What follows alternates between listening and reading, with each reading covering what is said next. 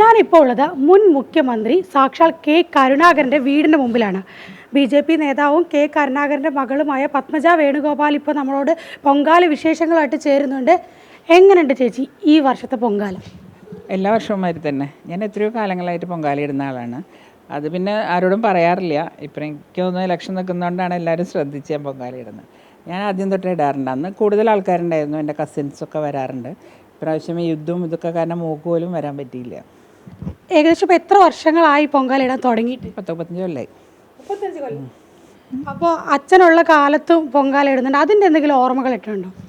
ഇല്ല, ഇതേമാതിരി തന്നെ. അച്ഛൻ പുറത്തേക്ക് അച്ഛൻ പറയും ഇതൊക്കെ നിങ്ങൾ പെണ്ണുങ്ങളുടെ അല്ലേ, അതുകൊണ്ട് അച്ഛൻ പൂജാ റൂമിൽ തൊഴുതിട്ട് അങ്ങനെ അവിടെ പോയിരിക്കും. പിന്നെ നമ്മുടെ ഒരു പെണ്ണുങ്ങൾ കസിൻസും അച്ഛൻ്റെ വീട്ടുകാരും ഒക്കെ കൂടിയിട്ടുള്ളൊരിതാണ്. നമ്മൾ ഒരു രാഷ്ട്രീയ സാഹചര്യം നോക്കുമ്പോൾ തിരുവനന്തപുരത്ത് BJP വന്നിട്ടുള്ള ആദ്യത്തെ ആറ്റുകാൽ പൊങ്കാലയാണ്.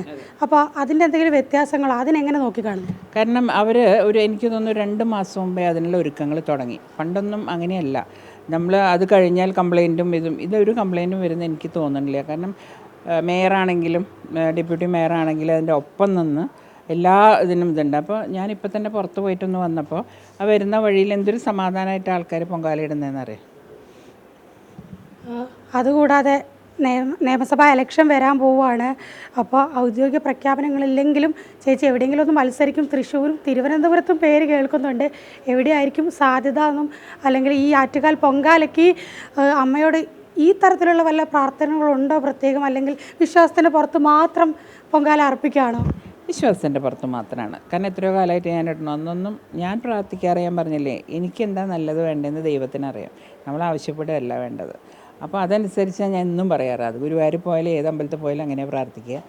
എല്ലാ കൊല്ലവും വരുന്ന മാതിരി വന്നു എന്നേ ഉള്ളൂ. പിന്നെ ഞാനും ഇങ്ങനെ പല സ്ഥലവും കേട്ടു. പക്ഷേ ഞാൻ പറഞ്ഞിട്ട് എന്നോട് മത്സരിക്കണമെന്ന് ആവശ്യപ്പെട്ടാൽ അത് തൃശ്ശൂരാണ് എനിക്ക് താല്പര്യം.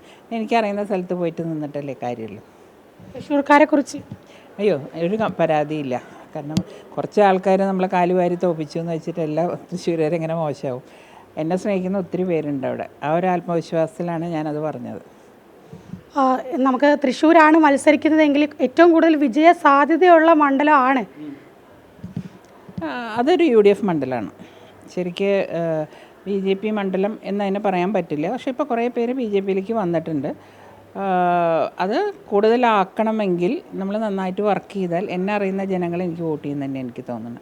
ഇനി കുറച്ച് രാഷ്ട്രീയം വിട്ട് പൊങ്കാലയ്ക്ക് തന്നെ വരാം. പൊങ്കാല ഇട്ട് കഴിഞ്ഞാൽ നിവേദ്യം കൊടുക്കാനായിട്ട് അതെ, ഇനിയിപ്പോൾ 2:45 വന്ന് തെളിക്കും. അത് കാത്തു നിൽക്കുകയാണ്. അപ്പോൾ പൊങ്കാല ഇട്ട് കഴിഞ്ഞിട്ട് ബ്രേക്ക്ഫാസ്റ്റും കഴിച്ചു. ഇടയ്ക്കൊന്ന് ഓഫീസിൽ പോകേണ്ട ഒരു ആവശ്യം വന്നു. അതിനിടയ്ക്ക് ഓടിപ്പോയി വന്നു. ഇനിയിപ്പോൾ ഇത് കഴിഞ്ഞാൽ ഞങ്ങൾ ഊണ് കഴിക്കാൻ കയറും. ഇനിയും ഇതുപോലെ ഒരുപാട് പൊങ്കാലകളൊക്കെ ഇടാൻ പറ്റട്ടെ എന്ന് ആശംസിക്കുകയാണ്. അതുല്യ മുരളി, അമൃത ന്യൂസ്.